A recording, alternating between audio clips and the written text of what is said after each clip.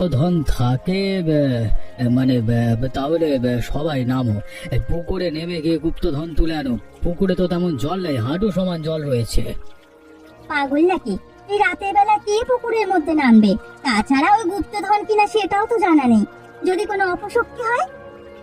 এটা কিন্তু একদম একটা কথার কথা বলেছে। ওটাতে গুপ্ত মানে ওটা গুপ্তধনই হবে এমন তো কথা নয়।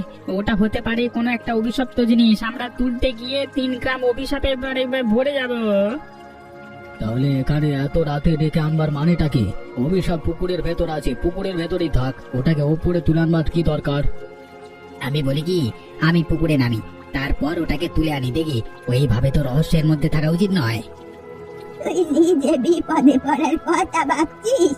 নিজে বিপদে পড়লে আমাদেরকে বিপদে ফেলা দরকার কি?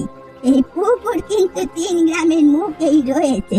তাই বিপদে পড়লে 3 গায়ের লোকজনই কিন্তু বিপদে পড়বে, এটা মাথায় রাখিস।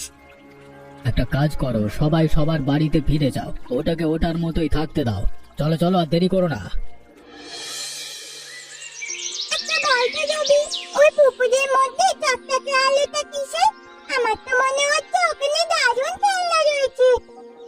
আরে না রে, আমার বাবা বলেছে ওখানে হয়তো লোকানো কোনো গুপ্তধন রয়েছে।